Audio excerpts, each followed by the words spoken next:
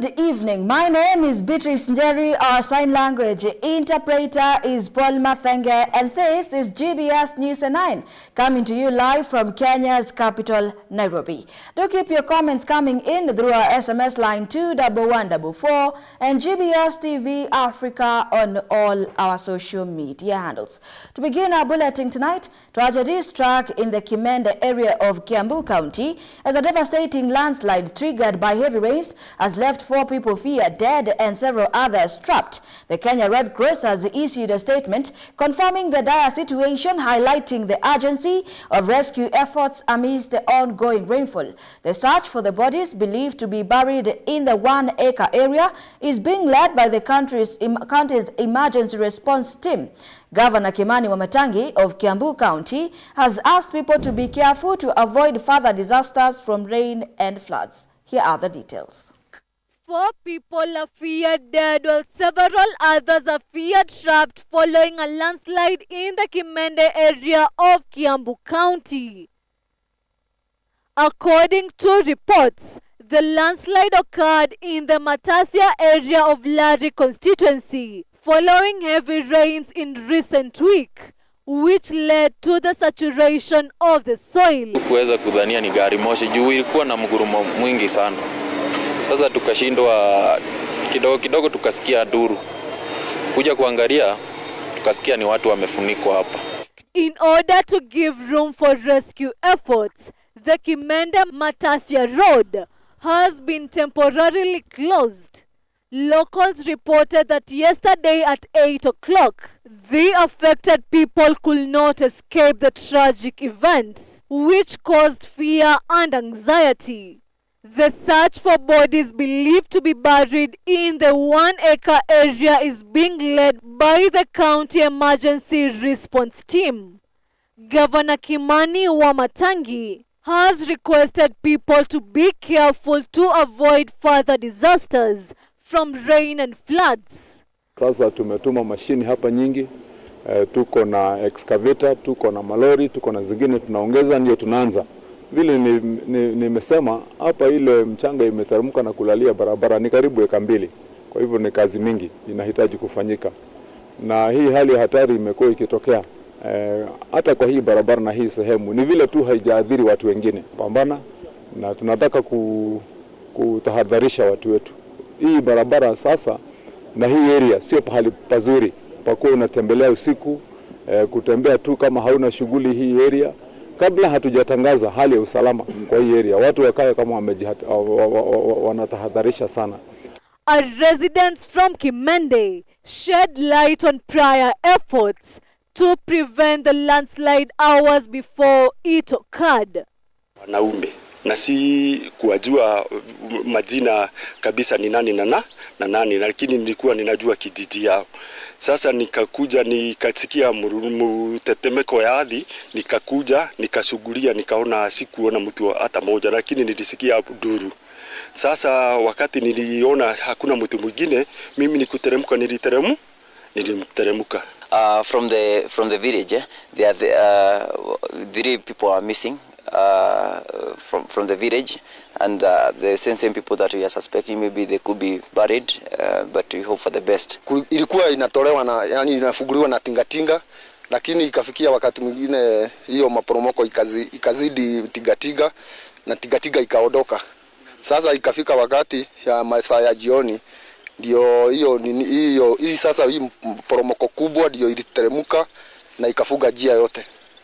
According to residents, this was the result of negligence by the national government because of the delay in constructing the road affected by the landslide. Haikuwa mara ya kwanza. Kutoka asubuhi hadi jioni hiyo siku ya jana kulikuwa kumeporomoka zaidi ya mara 2. Asubuhi kitu ya saa 4 kuna moja ilikuwa imeporomoka, kitu saa 7, saa 6 kuna nyingine ilikuwa imeporomoka. Hii ndio ilikuwa ya mwisho na ndio ilikuwa kubwa zaidi. Actually hatujaiona kubwa zaidi ya hii. Lakini kwa hii barabara tumekuwa na shida mingi, imekuwa ikiporomoka kutoka mnamo tarehe 24 April kumeporomoka mara zaidi ya 10. Viongozi wanakuja hapa na tractor inasongesha mchanga tu kidogo tu. the number of fatality is close to 290, with the Kenya Meteorological Department warning that heavy rains are expected to continue in the coming weeks. Susan Nganga, GBS News. President William Ruto on Wednesday presided over the Kenya Defence Forces Recruit Pass-Out Parade. The military ceremony was held at the Defence Forces Recruits Training School in Eldoret, Uasin Gishu. At the same time, the president said the country celebrates Kenya Defence Forces for its iconic peacekeeping role, which complements the nation's well-established credentials in the region. Here are the details. President William Ruto on Wednesday presided over the Kenya Defence Forces Recruit Pass-Out Parade. The Pass-Out Parade follows a 6-month training of new Kenya Defence Forces personnel. During the training, the recruits underwent rigorous evaluation tests and assessments in various military disciplines, both individually and in groups.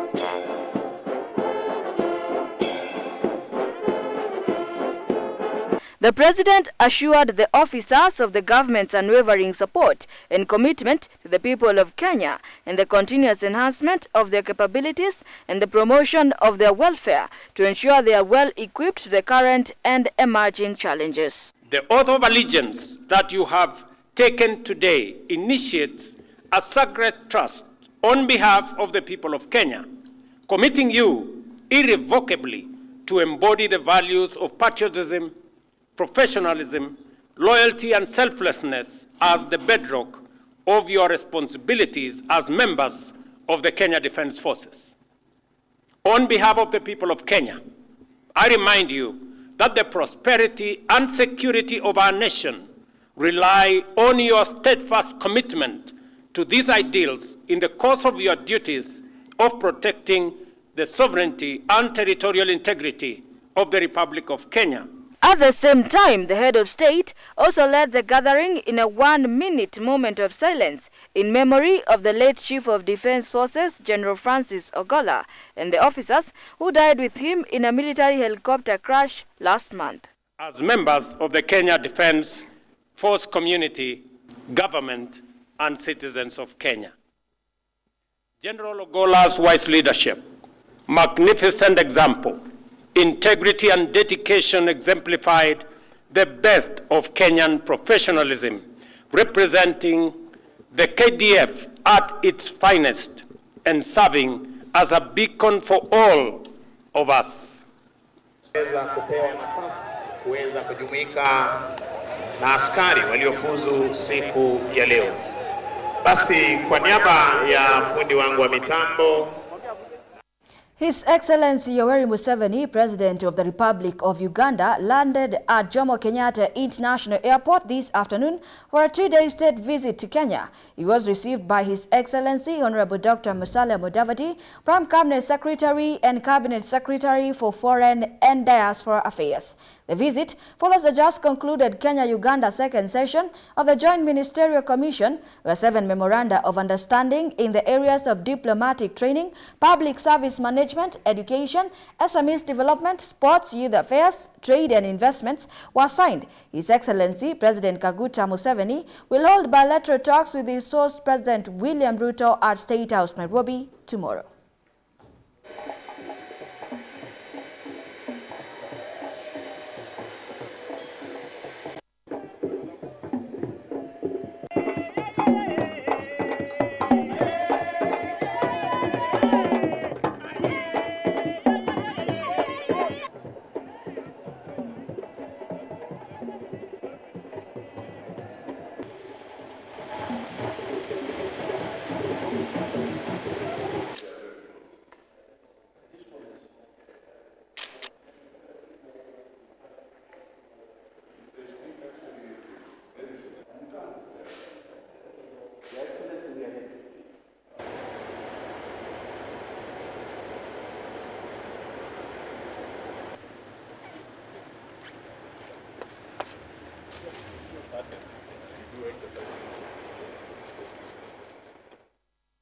Moving on, the Agikuyu Council of Elders yesterday endorsed the Limuru 3 event aimed to unite the Mount Kenya region both socially, politically and economically.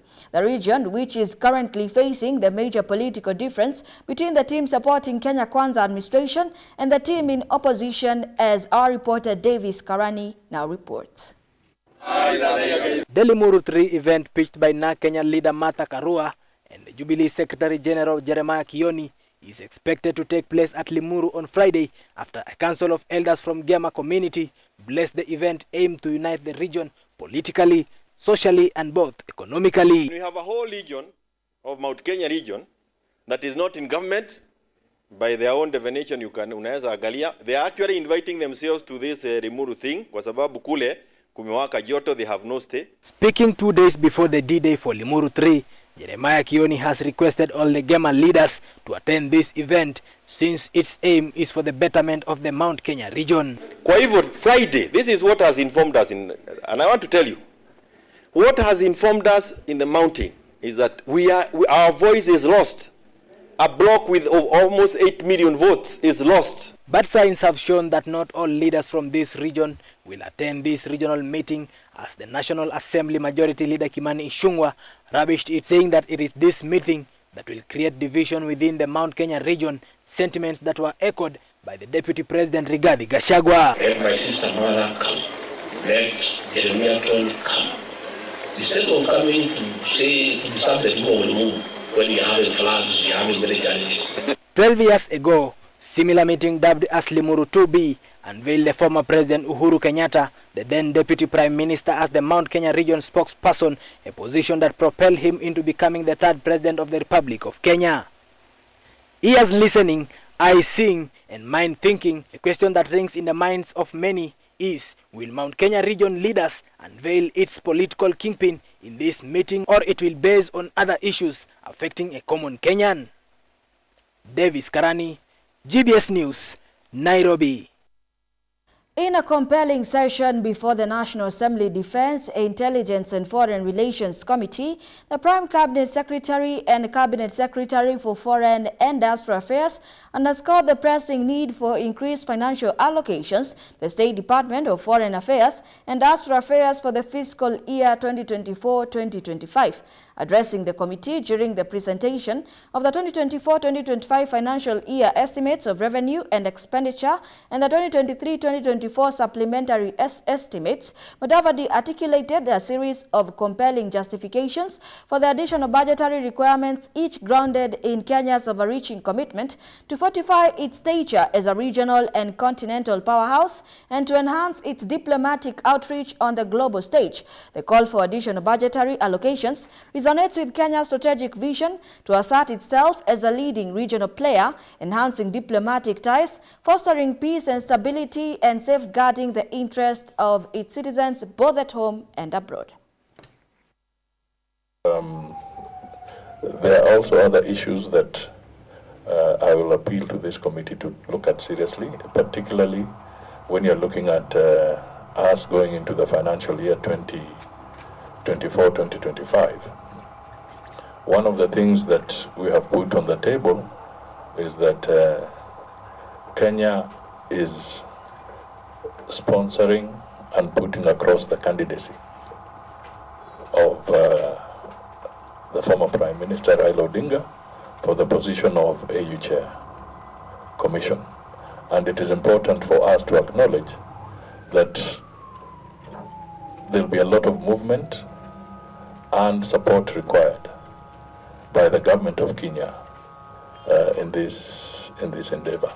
So these are some of the issues that we may not list all of them here, but they present a case for us to be looked at seriously, bearing in mind that the Kenya's diplomatic space and profile has risen to an anchor state, and it is absolutely essential that we move aggressively. I can just emphasize a couple of points. Should have been asked. Do keep your comments coming in through our SMS line 21144 and GBS TV Africa on all our social media handles. On that note, let us take a very fast break. We'll be right back with even more. The 12 commandments of cancer prevention. When you look at it realistically, it's something that starts from within you, from your own cells. So all of us, as we are seated here, some cancer cells are forming, but we have a secret service in the body which is more efficient if you have had enough sleep, or if you have exercised, or if you are having enough fruit and vegetables to mop up the radicals. That secret service is called the natural killer cells. They are always killing the cells so that they don't develop in full-blown cancer. Basic and simple things that we all know, but apparently we don't practice. We're having a big problem because this country soon will have no human beings. When you hear about cancer, sometimes you think it's the end of the world. You are overthinking, you get? So you're secreting a lot of stress hormones. So why can't you relax? Or maybe just remove your shoes and walk bare feet.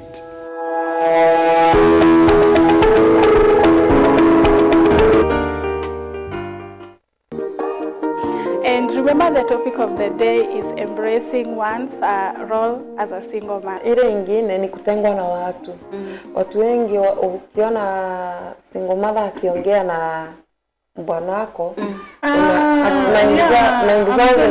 na zinakuanga tu bwana kuembea. Kuna any organization inaweza kuwa at least hata ile msupport, ama ni wewe tumengangana kivyako akaingia hivyo.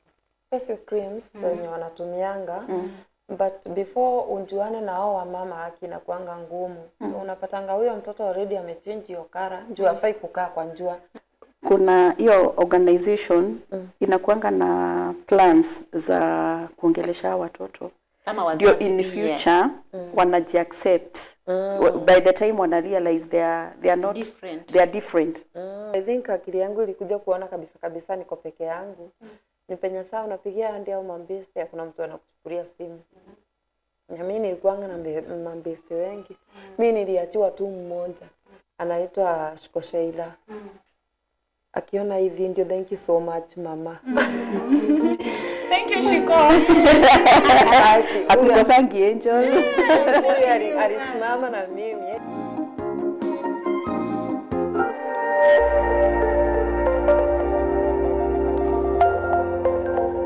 Everywhere, GBS. Welcome back. You're still watching GBS News 9. A national lobby representing agriculture industry players has today called for higher budget allocations for the sector, stating that the amounts contained in the current finance bill fall far below the optimal level set in the continental agreements that Kenya is significantly true. Speaking during a stakeholder conference earlier today in Nairobi, Agriculture Sector Network Chief Executive Officers Ms. Agatha Thuo cautioned against the reallocation of assigned funds from agriculture in subsequent budgetary reviews. Here is more on this thing.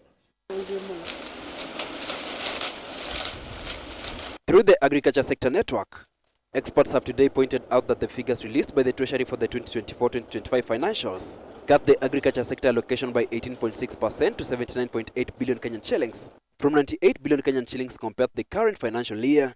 According to the sector lobby, the amounts contained in the current finance bill fall below the optimal level set in continental agreements that Kenya is a signatory to. Agriculture is mainstay of Kenyan economy, and while it has not been given real priority with regards to allocation of resources, this year, the last budget, it was allocated 3.6, 3.7, 3.8% of the entire budget of the nation, while you know, Maputo Declaration and then later on Malaba Declaration,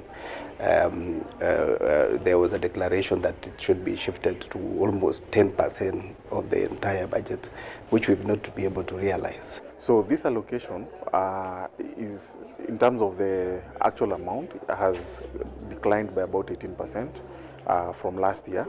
But when you look at it in terms of the globally, what the Kenya budget is, it's an improvement from the past. Speaking during a stakeholder conference in Nairobi, Ms. Agatha Thuo, the Chief Executive Officer at Agriculture Sector Network, asked the government to streamline regulations in the sector and address policy gaps that disincentivize private sector investments. While in praise of the fertilizer subsidy program, she urged the government to incorporate agro-dealers in last-mile distribution of the commodity to avoid job losses and enhance ease of accessibility. We want to see last-mile distribution, being done by the agro-dealers. We have slightly more than 15,000 agro-dealers in this country.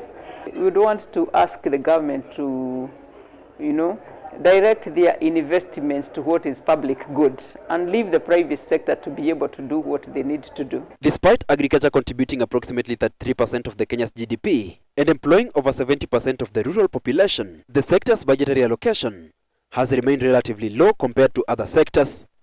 Hilary Kabila, GBS News. The National Assembly Departmental Committee on Lands has challenged the Land Commission, the National Land Commission, to put its legal department in order, a stopgap measure to enhance more prudent spending of funds allocated to the Commission.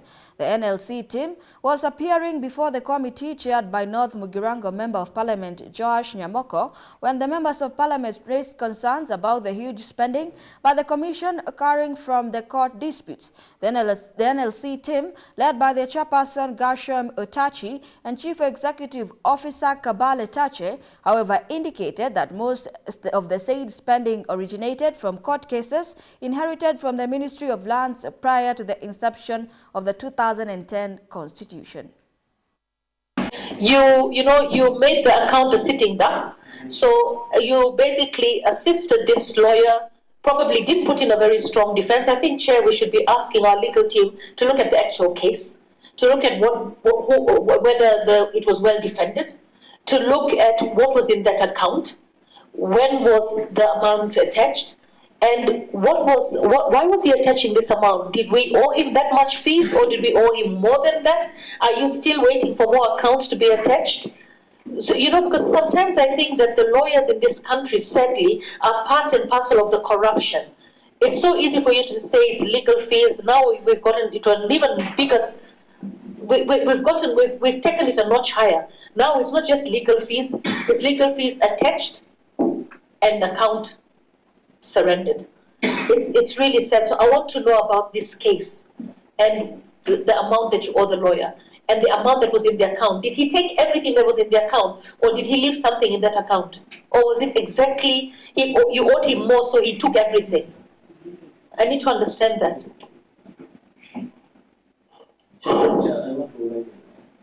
Okay. Chair, I have expressed my fears for a long time about the legal department with NLC. They have never won a case. They have never won a case, according to my research. They have never won a single case, and it is by design. The normal budget is 16 million for legal. Is that, which seems to be very low. Yes. But when you look at the pending bill, it's 1.4 billion. There is an institution with almost 400 million. The other time when you came, it was more or less the same. Then you made a payment. Does it mean there was another payment then which had not been declared? Legal is where we have an issue. We have both historical and current issues. Remember, we inherited over 9,000 cases from the former Commissioner of Land through Ministry of Land. Those cases are still on us, and most of these cases which we are now being charged, some of them are historical. So even current one. So the legal land issues will never miss support cases. And I'm glad that Honorable Baz has noted that, Honorable Chair. So this is what we requested, and you can see the DPS 16 million, and even in the approved actual budget 16 million. So that maybe that's what we were given, and it was never reduced. The First Lady, Mama Rachel Ruto, has officially launched the official launch of the National Policy on Family Promotion and Protection, an initiative of the Ministry of Labour and Social Protection. The policy was launched during the International Day of Families celebration at the KICC today with the theme Climate Change and Impact on Families' Well-Being.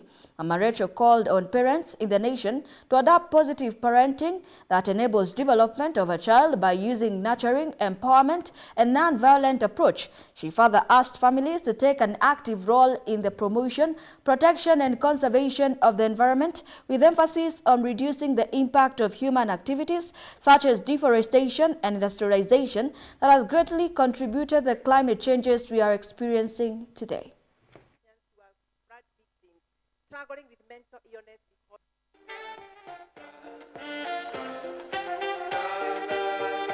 So together with our partners, UNICEF works very closely with the ministry to provide humanitarian assistance to the ongoing flood and emergency.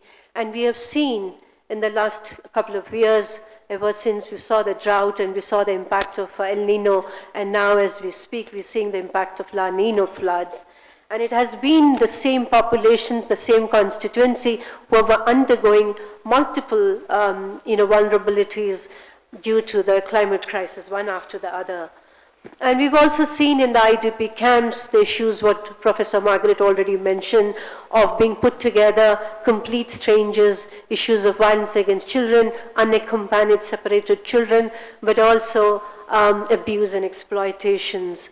So this is so very foundational values that we spoke about, and what our colleagues from IRCK also reinforced, that the need for ensuring and reinforcing and underscoring the importance of family values that becomes so very intrinsic to not just our education curriculum, but everything we do in our life, irrespective of which sectors or programs that we represent. I also wanted to bring to attention that as we speak, today is the first anniversary of the National Positive Parenting Program.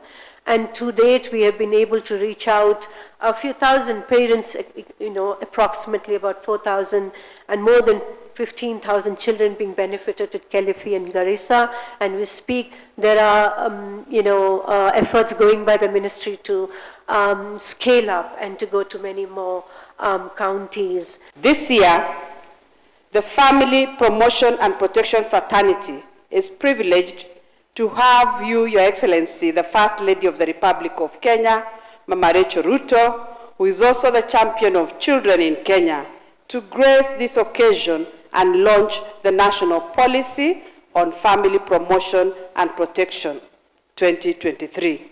Your Excellency, we sincerely thank you for honoring our invitation amidst your busy schedule to join us to celebrate families in Kenya. To be divorced as compared to 5% of men. A champion, Ruto, a champion of the family and children in Kenya, graced the event and launched the National Policy on Family Promotion and Protection 2023. I wish Your Excellency to take this opportunity on behalf of the Ministry to acknowledge the National IDOF 2024 Planning Committee, who have given their time, technical support, and resources to support the IDOF national event. Your Excellency, this is not an event that we as a State Department or Ministry of Labor and Social Protection have done. We have collaborated very well and very, very closely to make sure that the day is a success.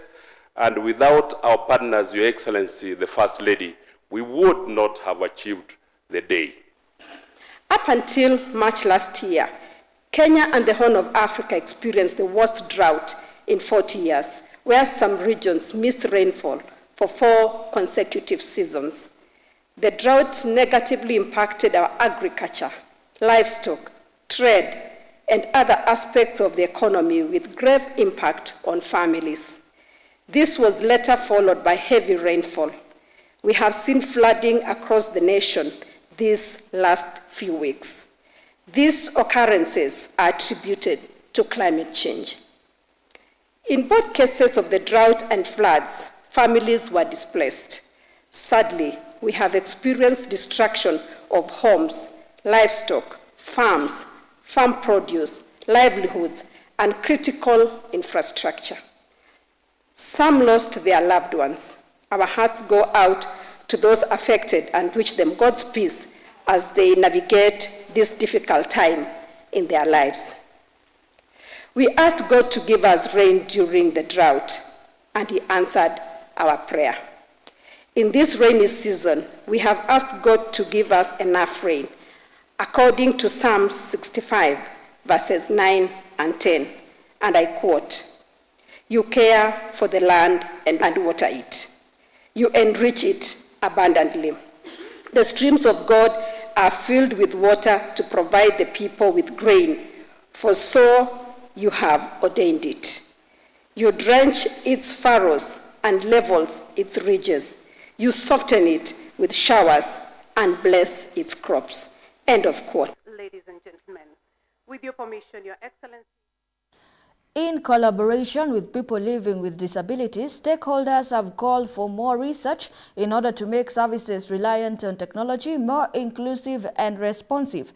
Addressing the press during the ongoing 5th edition of the Inclusive Africa Conference being held in Nairobi, Philip Thigo, the Special Envoy on Technology in the Executive Office of the President, highlighted digital inclusion as an enabler of the people with disability to access job opportunities and crucial services being presented by technology. Here are the details.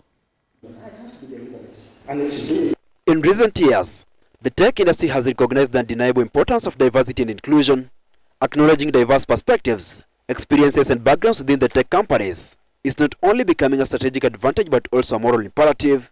Despite the rapid technological advancements, Justice Laibuta, Judge of the Court of Appeal and Chair of the Board of Directors at Enable, notes that digital accessibility is still a challenge for people living with disability in Kenya and Africa at large. So when we talk about accessibility, it's not just a mantra, it's not just a slogan, it's not just a political slogan, it isn't.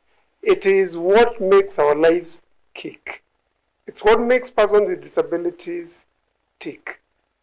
Accessibility to us means everything, without which we wouldn't be of much use to ourselves, to our families, and that is where we must come together and brush away that notion that technology for persons with disabilities is expensive.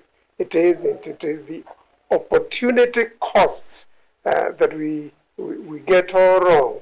We get our priorities wrong, and at the end of the day, spend money where we need not, and ignore where we really need to put our purse and be counted.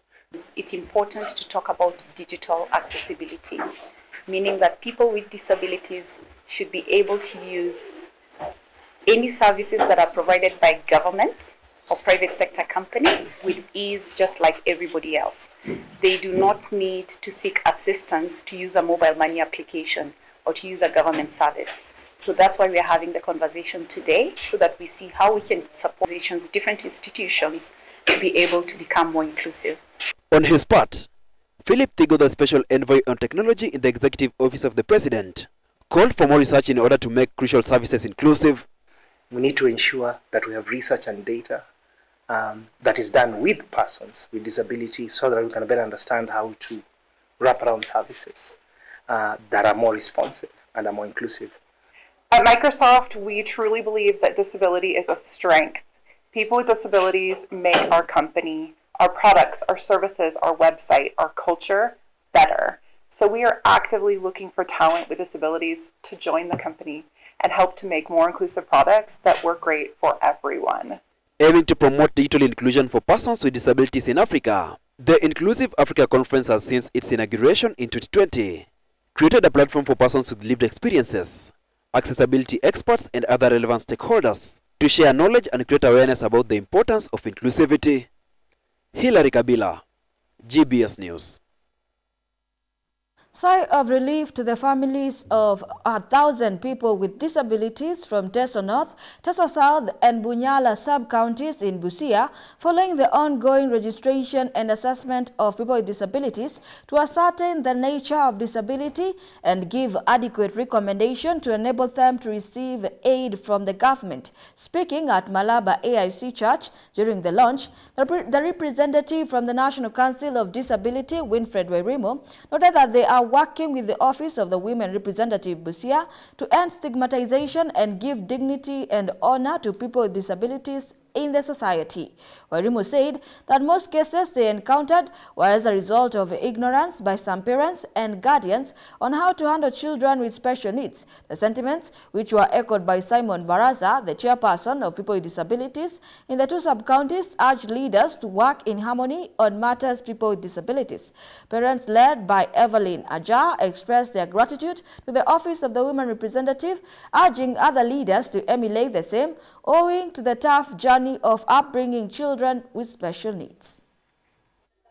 Siwezi enda mtoni, siwezi enda kulima, hata nikienda kurokota kuja lishe maneno ya kulisha na kuacha sasa ndio naomba nisaidie na tunataka sana kushukuru mama county, mama Catherine Wamanyo kwa kuweza kujitokeza na kwenda kutafuta hawa watu wa National Council for Persons with Disability ili kuweza kukuja Busia na hawa partners wengine kama vile Kise na wengine wote ambao wamefika hapa. Jambo hili limekuwa la maana sana kwa sababu mara nyingi people living with disabilities wamekuwa isolated and they have been discriminated. Niko na shida mingi sana kuishi na watu, watoto pamoja na wazee. Hapa niko na mwenye hajiwezi, niko na mtoto mwenye hajiwezi. Wakati wa kwenda shule, mtoto mwenye anaenda shule hawezi kwenda, lazima ubebe. Mama hapa anahitaji usaidizi na sina chochote. Ndio naomba serikali utusaidie kwa watu walemavu, tutafanya aje ili wapate kusaidika katika maisha. Tangu kama mtoto nilikuwa nahitaji kama wataweza kunisaidia apate baisikeli ya kutembelea. Niko na mama kama ataweza pata hii chuma ya kutembelea kwa sababu hana kitu ya kutembelea. Ndio nimekuja leo. Nisikia kuna usaidizi kama hiyo umetokezea hapa, ndio nimeleta. Vile wanaweza soma hata school fees. Kwa sababu special school ni pesa mingi, lakini mzazi achiwezi ya kwamba anaweza kufundisha huyo mtoto. Sasa unapata anapeleka wengine kwa shule, anawacha hawa walemavu kwa sababu school fees ni kubwa. Sasa tunaomba serikali iendelee kusaidia walemavu, watoto ambao wako kwa special school wawasaidie basari ama school fees ili watoto wasome. Hapa tuko kwa maneno ya assessment na matarajio kubwa ambayo walemavu wanatarajia wasaidike na serikali. Many thanks for joining this live broadcast. We have a lot lined up for you tonight, but first let us take a quick commercial break. Today on the show we are talking about nurturing their emotional intelligence in children. The parents of this generation, they are very busy. Whereby we have left the gadgets to be in charge and the house managers. Especially when you're thinking about yourself, there are three levels of thoughts. There is the first level, there is the second level of thought, and there is also the third level of thought. What is nurturing a child in the emotional intelligence way? A lot of focus has been put on the intelligence. And when we talk about desire and self-control, desire is something that is in our hearts. But self-control does not come from within us. And at what age are we supposed now to start molding our children and correcting whenever they're doing wrong?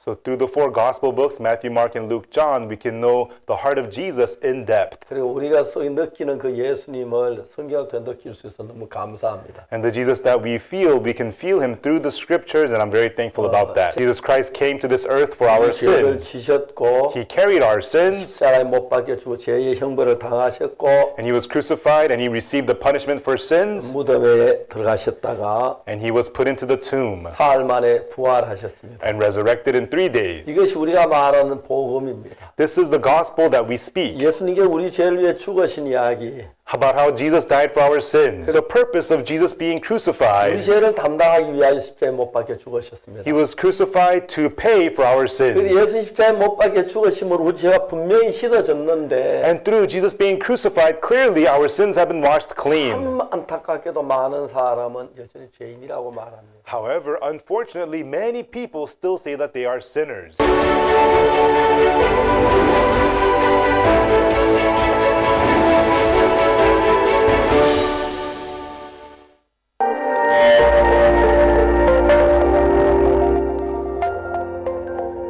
Everywhere, GBS. Welcome back to the broadcast, and now to matters international news. In a landmark move, Galmudug, one of Somalia's federal member states, made history recently by taking a bold step in the fight against female genital mutilation, passing legislation outlawing all forms of female genital mutilation, that is FGM. The United Nations hailed this achievement as a significant step forward in the fight against this harmful practice by allowing the passing of legislation outlawing all forms of female genital mutilation as a remarkable achievement. Speaking at a press conference in the capital, she emphasized the importance of this legislation in protecting the rights of women and girls, commending the bravery of women who campaigned for this change and highlighting the need for continued efforts to change cultural attitudes towards FGM. The passing of this law in Galmudug is seen as a beacon of hope for efforts to eradicate FGM not only in Somalia but globally, as the legislation not only prohibits FGM but also provides support to survivors of the practice. The United Nations and the Galmudug administration have announced plans to work together to implement the legislation, encouraged other federal member states to follow suit and raise awareness internationally about the issue. This has been a subject that I wanted to put right at the forefront of my work here. And I am very proud, very honoured to be a partner, play a small part, and congratulate you, Excellency, the Minister of Women's Affairs, and all of you who have worked so hard to legislate to outlaw FGM. It is really, truly a remarkable achievement. We thank the UN agencies that have supported the ministry in its endeavour to attain women empowerment and protect the rights of girls and women. Galmudug is the first federal member state to have passed legislation to outlaw all forms of female genital mutilation, FGM. And this is really an absolutely outstanding achievement, championed by the leadership of the President, but with amazing work done by the Minister of Women's Affairs and many, many women who've campaigned for this, who I've been meeting over lunch today. These are brave women who've stood up and said this has to end, and they had a receptive voice, I'm glad to say, in the President. Here in Galmudug, legislation is step one, but implementation, of course, is challenging because legislation in itself doesn't change cultural behaviours, deep cultural practice, where families feel they are doing their daughter a service by cutting her, and of course it is quite the reverse. It is dangerous and harmful and traumatic. So changing people's mindsets will take time, but we want to work with you on that through education in particular. Over the past weekend, U.S. troops were reportedly involved in constructing barracks and other necessary facilities in Haiti, though these preparations being made to accommodate approximately 1,000 Kenyan police officers who are part of a United Nations-backed international security mission aimed at addressing the issue of criminal gangs and restoring stability in the Caribbean nation. Here are the details. The military in the United States of America, the U.S., has currently been setting up a barrack in Haiti where Kenyan police officers will be deployed in the country to be operating from the nation, according to the media reports. Troops from the United States over the weekend were reportedly in the Caribbean nation, witnessed building barracks and other facilities ahead of the deployment of Kenyan troops to the troubled nation. Caribbean media outlets stated that the U.S. troops were among the civilian contractors in Haiti to facilitate the stay of about 1,000 Kenyan police officers. These officers are a part of the United States-backed international security mission to rein in the criminal gangs and bring back normalcy in Haiti. The Kenyan forces are expected to arrive in Haiti on May 24th, at a time when Kenyan President William Ruto will be on his state-first visit to the United States. The United Nations Security Council had approved the deployment of the multinational force to Haiti, led by Kenya, to help combat violent gangs in the troubled Caribbean country. Suffering. And we embrace nations stepping up to lead in new ways and to seek new breakthroughs on hard issues. For example, on Haiti, the Caribbean community is facilitating a dialogue among Haitian society. I thank President Ruto of Kenya, I thank him for his willingness to serve as the lead nation of a UN-backed security support mission. I call on the Security Council to authorize this mission now. The people of Haiti cannot wait much longer. First of all, I mean, what interest would we have to be in Haiti as a third world country that is over 12,000 kilometers away, that many of our officers don't even understand, don't even know French or Creole in terms of even communicating with the Haitians. It would be a problem. And even in terms of training and preparation to engage in such a complex security situation. The resolution drafted by the U.S. was approved by 13 votes in favor of 2 abstentions from China and the Russia Federation.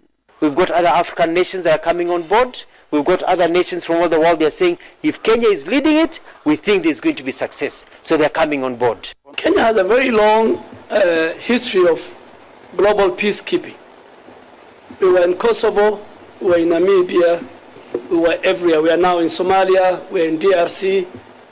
We have our officers in the Tigray monitoring and evaluation mechanism. The U.S. also pledged $65 million in the list of a multinational security mission to help the Caribbean country fight crippling gang violence. And we intend to work with the United States Congress to provide up to $100 million in support. And we urge others in the international community to follow Kenya's great example. Kenya had also signed an agreement of the deployment of 1,000 police officers to the multinational security support mission in Haiti. Here with me and I have witnessed the signing of this instrument, we have also discussed the next steps to enable the fast tracking of this deployment. Residents in Haiti are currently struggling to process the trauma of the crisis, which has engulfed the country in the past few months. Jennifer Macau, GBS News. And now moving to Manhattan, where former President Donald Trump made bold claims about his campaigns standing in key swing states on Monday amid his ongoing hush money trial. Former President Trump asserted that recent polling data released by the New York Times indicated his campaign was leading everywhere by a lot, including in crucial swing states, during his appearance in court for his hush money trial related to payments made to adult film actor Stormy Daniels. The polling data, released with less than 6 months until November's presidential election, purportedly suggested that Trump's opponent, President Joe Biden, was trailing in the all swing states except in Wisconsin. This trial revolves around allegations that Trump directed the payment of $130,000 to Daniels in 2016 to prevent her from publicly discussing their alleged sexual encounter, which Trump had denied. You'll find it very interesting, but I'm sure you've all read it. Leading in Wisconsin, Pennsylvania, Arizona, Michigan, Georgia, and Nevada. Nevada, we are leading actually by 12 points, which is generally a Democrat state.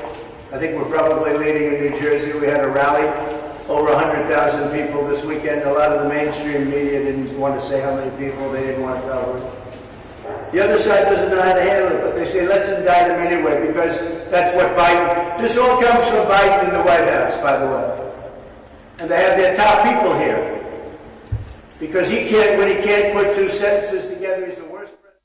U.S. State Department spokesperson Vendat Patel issued a stern warning during a press briefing in Washington, D.C., cautioning against potential sanctions for those engaging in business deals with Iran. This came in response to reports of India finalizing an agreement with Tehran to operate the strategically significant Chabahar port. The deal, inked between Indian Ports Global Limited and the Port and Maritime Organization of Iran, spans a decade and is valued at $370 million. India's shipping minister, Shahbazad Sonowal, hailed the agreement as pivotal, underlining Chabahar's role as a crucial trade link connecting Afghanistan and Central Asia. Iran's Minister of Roads and Urban Development, Mehrdad Baspash, expressed satisfaction with the deal, underscoring Tehran's full confidence in India's leadership.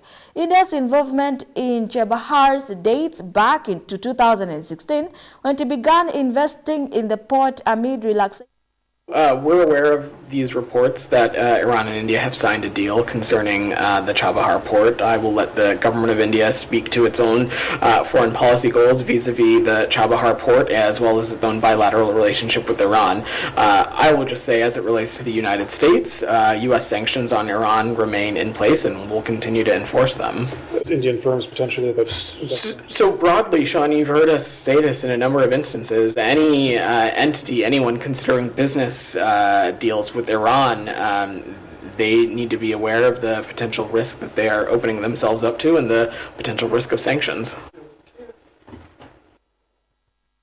King Charles III formally passed on the role of Colonel-in-Chief of the Army or Air Corps to his son, Prince William, in a military ceremony at the Army Aviation Centre in southern England on Tuesday.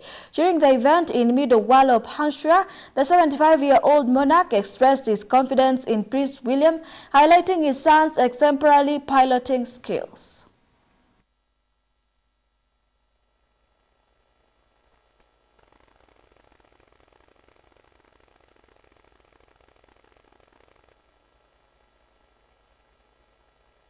Do keep your comments coming in through our SMS line 21144 and GBS TV Africa on all our social media handles. That international news brings us to our sports news. Let's get sporty.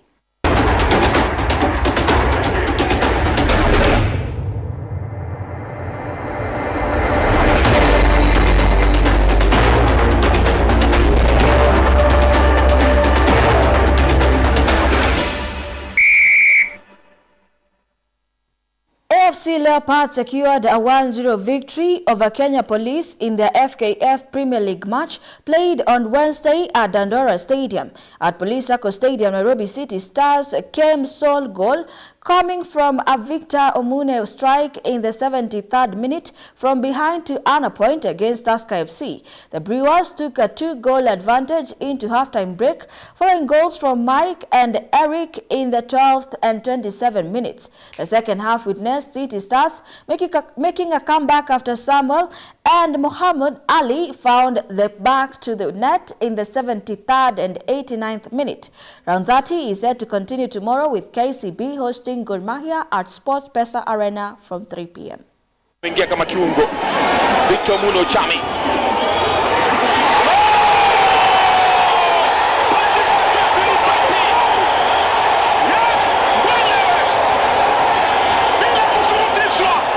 Victor Muno Chami alikuwa anaileta kutafuta kitego. Patrick Batasi Musosi kama ameshikwa na kifafa anatapatapa na ule mpira mwenyewe akauvusha katika line ile na kuwapa uongozi Ingwe, amewapa uongozi FC Leopards. Etage Francis Kahato Nyambura anageuka anakwenda chini, foul katika eneo hatari zaidi. Njano inatoka kwake Randy Bakari. Ilikuwa ni passing nzuri, akachenga uzuri tu Francis Kahata wa Nyambura, lakini akacheza madhambi. Kenneth Buguna Mugambi nje, anakumbuka, haijamshtua kabisa. Levis Opio Jr. anauenua ndani, mzuri unapita Francis Kata anazikiwa, no foul, anaambiwa ball. Alitaka tuta. Ilikuwa ni kona nzuri ile, lakini wa kwanza kushinda mpira hapa Gitego. Successive Premier League title with victory at Tottenham. Spurs defeat means Aston Villa qualify for the next season's Champions League. Manchester City have 2 points advantage over Arsenal before Sunday's final matches. Here are the details. Manchester City go top of the Premier League with 1 game remaining after 2-0 win at Tottenham. Erling Haaland's second half double settled a tight encounter in which Spurs' hopes of a top 4 finish ended and sent Aston Villa into the Champions League for the first time next season. Haaland broke the deadlock when he tapped in Kevin De Bruyne's cross 6 minutes after the break. Stefan Ortega's heroics then keeping City in front as he saved twice from Dejan Kulusevski before denying Son Heung-min when he was clean through. Pep Guardiola rightly acted with a caution when he removed keeper Ederson with City leading 1-0 after he suffered a nasty blow to the head in a heavy collision at the foot of his post with Tottenham defender Christian Romero. City then broke clear in stoppage time to put themselves on the brink of glory. Haaland scoring his 38th goal of the season from the penalty spot after Jeremy Doku was fouled by Pedro Porro. Pep Guardiola's reigning champions will lift the trophy again if they beat West Ham United at Etihad Stadium on Sunday. Reporting for GBS TV, I am John Kinyanjui. And that sports news brings us to the end of our news segment tonight. As always, here at GBS News 9, we make your news our business. My name is Beatrice Njeri. Our sign language interpreter is Paul Mathenge. Good night.